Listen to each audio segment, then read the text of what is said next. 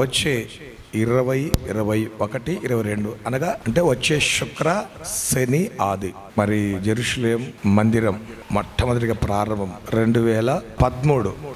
మరి రేపు ఇప్పుడు ఈ సంవత్సరం 2024 మరి సెప్టెంబర్ నెలలో కరెక్ట్గా 20, 21, 22 తారీఖుల్లో 11 సంవత్సరాలు దేవుడు కాపాడి ఆయుష్ ఆరోగ్యాన్ని ఇచ్చి ఇంతకాలం దేవుడు నడిపించాడు.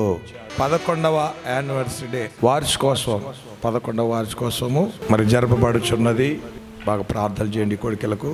మరి కొత్త ఆల్బమ్ మన సాంగ్స్ జెరూసలేం మినిస్ట్రీ తరపున సాంగ్స్ పాటలు కూడా మరి సీడీ కూడా రిలీజ్ చేస్తున్నాము.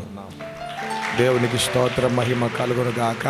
అంతేకాకుండా ఈ మీటింగ్ల కొరకు మరి దేవుడిచ్చిన ప్రేరేపణ బట్టి సేవకులుగా 20వ తేదీ శుక్రవారం కాబట్టి ఏఆర్ స్టీవెన్సన్ గారిని మరి దేవుని పాటలు పాడి దేవుని గణపరచడానికి మొదటి రోజు 20వ తేదీ పిలుస్తున్నాం. దేవునికి స్తోత్రం, మహిమ కలుగును గాక. అసలు ఇంత త్వరగా డేట్లు వాళ్ళకు కుదరవు.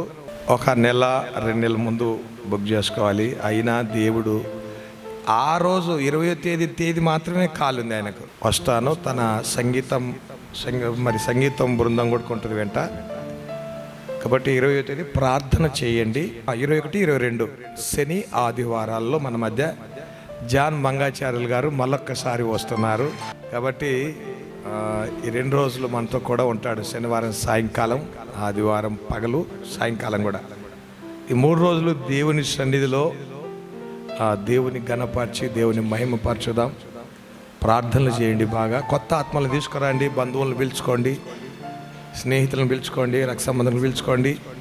ఈ 3 రోజుల మీటింగ్లకు సాయంత్రం పూట, ఆదివారం ఒక్కటే ఆరాధన పగలు, ఇక మిగతా 3 రోజులు సాయంత్రం.